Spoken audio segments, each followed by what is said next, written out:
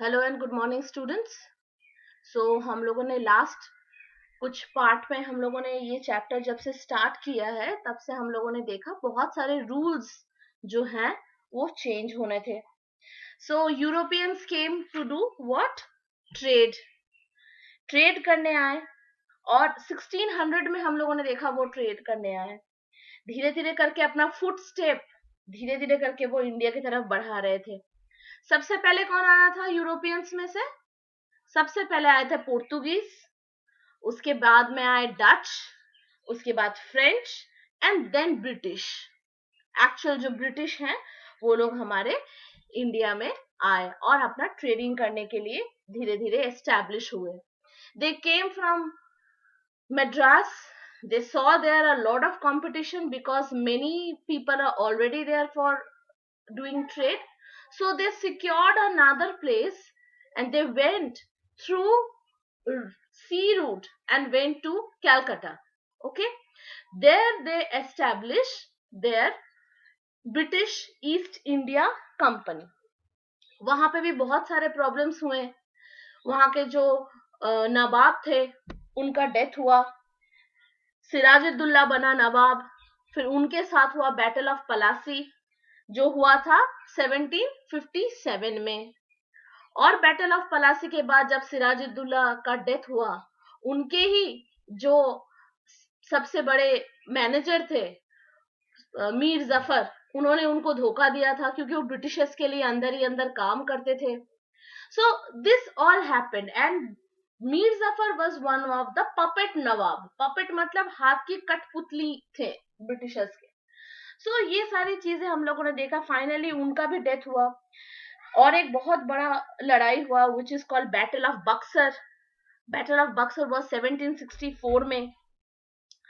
ये सारे धीरे धीरे करते करते ब्रिटिशर्स अपना रूल वहां पे जमा चुके थे।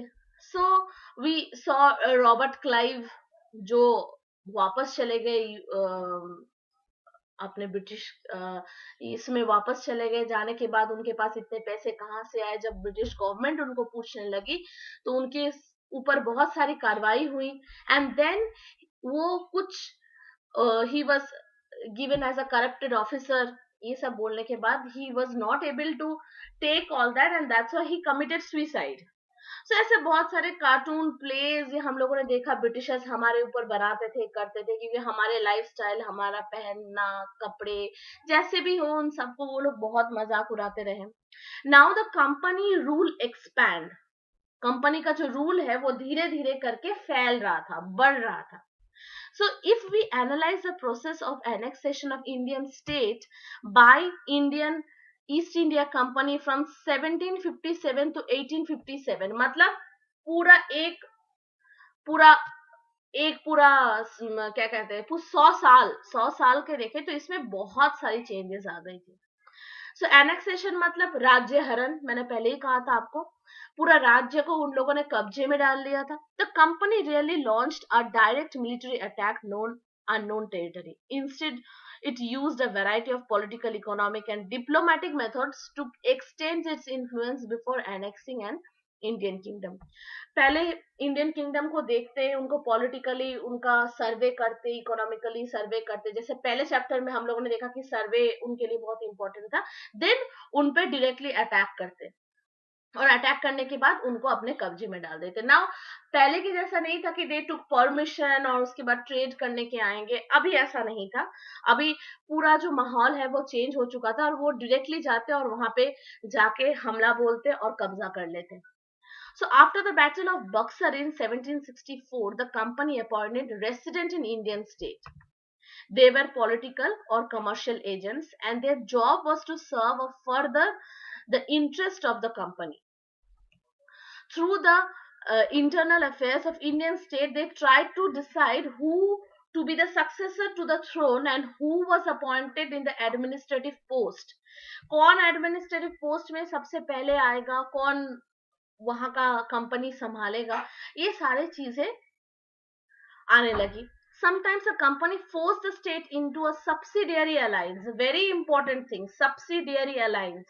ये वर्ड आपको बार बार इस चैप्टर में, ये पूरे बुक में आता रहेगा। एक नया काम था जिसको कहते थे सब्सिडियरी अलायंस, ये चालू हुआ। अब सब्सिडियरी अलायंस क्या था ये आपको बताऊंगी। According to the terms of this alliance, Indian rulers were not allowed to have their independent armed force. Britishers ने ये कह दिया, जैसे हमारा खुद का नेवी, आर्मी, ये सारे चीजें थे जो हम लोग मुगल के टाइम से या फिर उसके पहले से हम लोग देखते आ रहे थे कि हर एक राजा का अपना अपना आर्म्ड फोर्स रहता था। चाहे वो राजपूत राजा हो, चाहे वो सिख राजा हो, सिख सरदार हो, या फिर वो मुगल हो, इस्लामिक हो, मराठा हो, सबका अपना अपना किंगडम था और अपना अपना उनके पास आर्म्ड फोर्सेस थे। लेकिन जब से सब्सिडियरी अलायंस लागू हुआ, कंपनी के हिसाब से आप अपना आर्म्ड फोर्स नहीं रख सकते। They were to be protected by the company but had to pay a subsidiary force that the company was supposed to maintain for the purpose of the protection. आप अपना कुछ नहीं रख सकते, अपना आर्म्ड फोर्स नहीं रख सकते। आप अगर रखते हो तो वो ब्रिटिशर्स के लिए काम करेगा।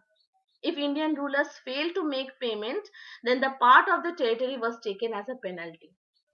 और सब्सिडरी फोर्स के ऊपर जो आपको पर मंथली जो आपको पेमेंट करना पड़ता है, जो राजा को या जो नवाब को पेमेंट करना पड़ेगा, अगर वो आप पेमेंट नहीं करते हो तो आपका जो टेरिटरी है अपने आप वो ब्रिटिशर्स के पास चला जाएगा। मतलब can you see so much thing was going on. ना अपना अपना आर्म फोर्स रख सकते हो और नहीं रख सकते, आपको अगर आर्म फोर्स रख भी रहे हो वो ब्रिटिशर्स के अंडर ही काम करेगा और ऊपर से आपको उसके लिए पैसे भी पे करने पड़ेंगे, एज अ फोर्स का पैसे जो आपको पे करना पड़ेगा। और अगर आप पे नहीं कर पाते तो वो टेरिटरी तो आपका वैसे भी होने से रहा, वो टेरिटरी ऑटोमेटिकली ब्रिटिशर्स के पास चला जाएगा और इतना ह्यूज अमाउंट ऑफ पेनल्टी भरना पड़ेगा आपको कि आप वो नहीं दे पाओगे और ऑटोमेटिकली वो एरिया और वो जो प्रॉपर रीजन है वो ब्रिटिशर्स के पास चला जाएगा। If India rulers, for example, when Richard Wesley was a governor general in 1798 to 1805, the Nawab of Awadh was forced to give over half of the territory of the company in 1801. Awadh, ये जो UP का जो area है, अभी हम उसको अवध, पहले के जमाने हम उसको अवध कहते थे, तो ये जो एरिया में भी उन लोगों ने कब्जा करना शुरू कर दिया। मतलब बंगाल से आके you see it's going towards north, north की तरफ बढ़ रहे हैं वो। उन्होंने भी हाफ टेरिटरी अपने नाम पे कर लिया क्योंकि अवध के जो राजा थे, नवाब थे, वो गवर्नमेंट को, मतलब ब्रिटिश गवर्नमेंट को फोर्स के लिए पैसे देने के लिए फेल हो चुके थे, because they did not have.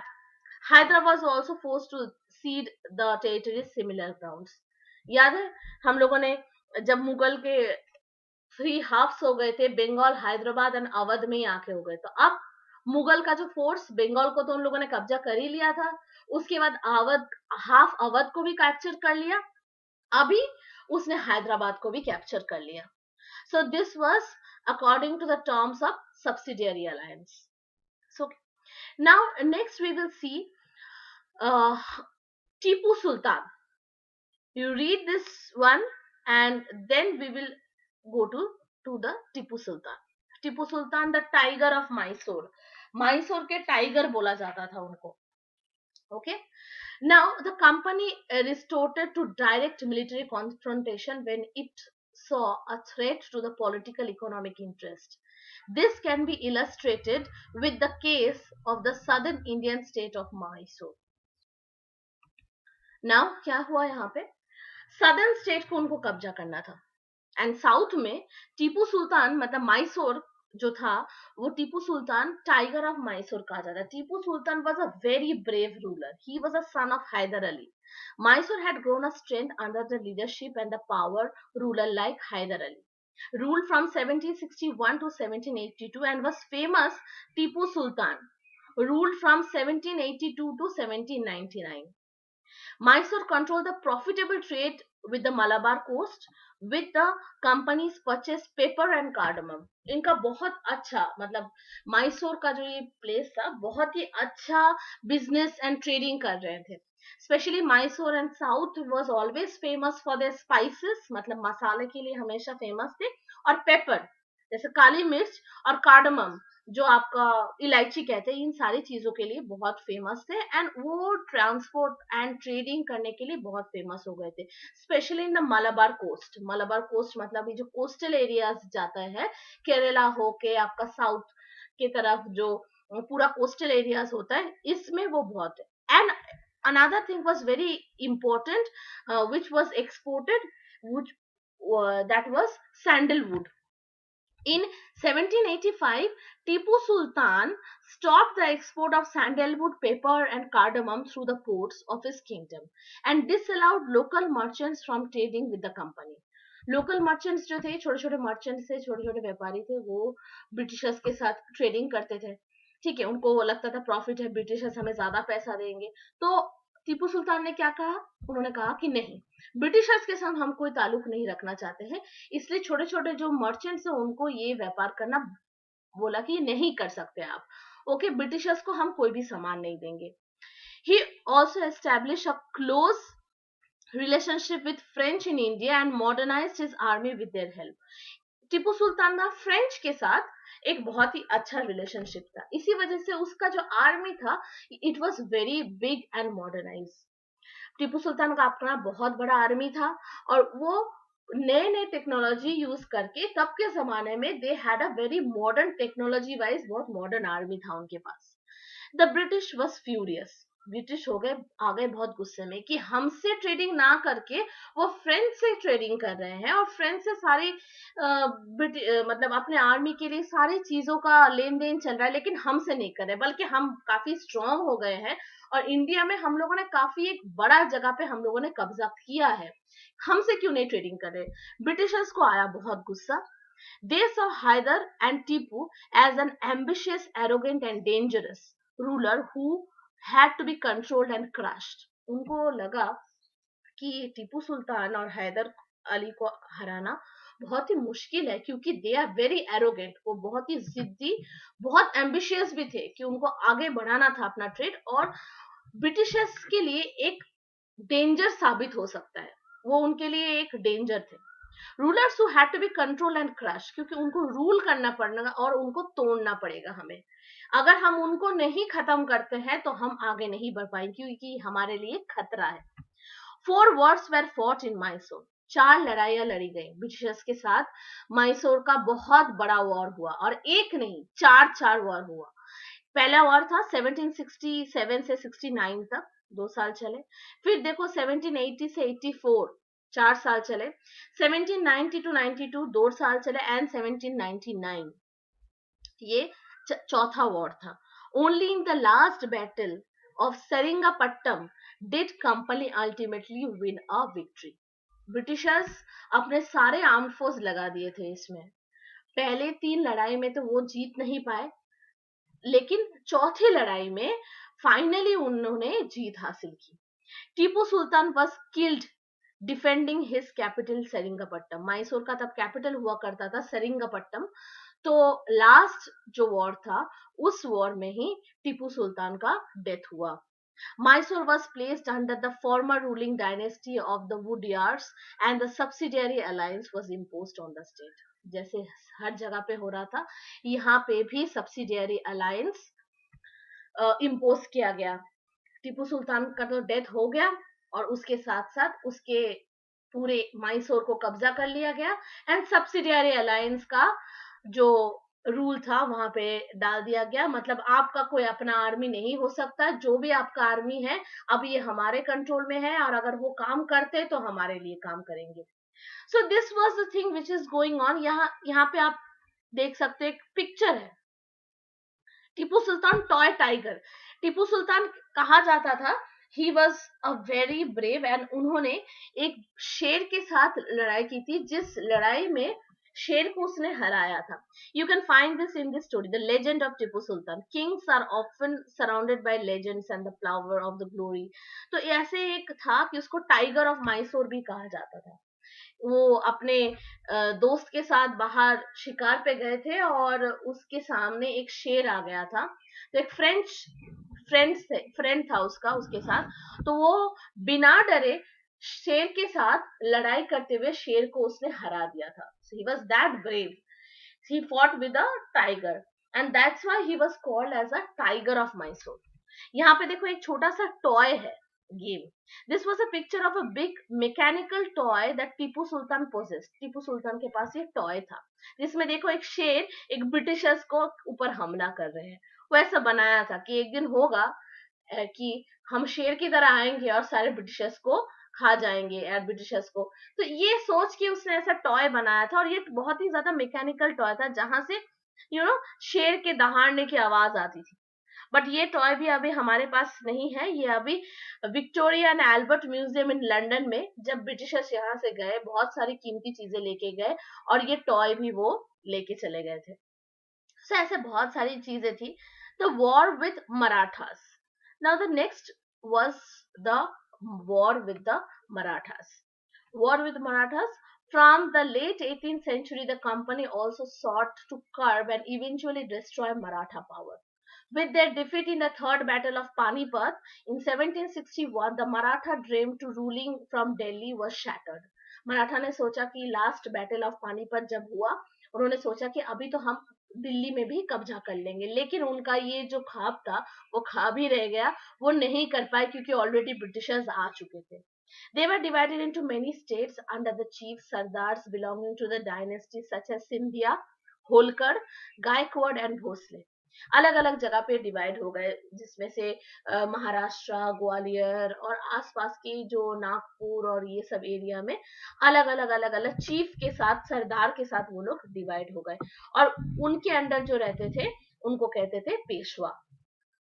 So the chiefs were held together and confederate under a Peshwa. सारे पेशवा एक साथ ही काम करते थे मराठा के लिए. Principal minister who became an effective military and administrative head based in Pune. Mahadaji Sindhia and Nana Pandins were famous Maratha soldiers and the statesmen of the late 18th century. ये सारे बहुत ही पावरफुल थे. The Maratha was subdued and a series of war. In the first war ended in 1782. The Treaty of Salbai, there were clear victory. The second Anglo-Maratha war fought with the different fronts resulting British gain Orissa and territories of North Yamuna River including Agra and Delhi. Finally, the third Anglo-Maratha war in 1817 and 19 crushed Maratha power. The Peshwa was removed and sent away to Bithur near Kanpur with a pension. The company now had complete control over the territories of South and Vindhyas.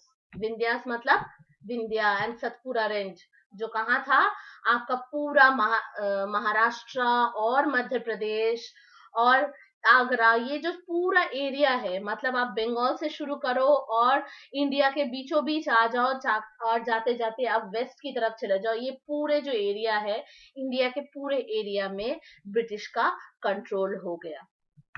Okay, so up to here. Tomorrow we will do the rest of the chapter as this chapter is little big. So please go through from the first topic to till date the topic that I am doing and you will get all the answers. Okay, and tomorrow we'll do the rest. Thank you and have a nice day.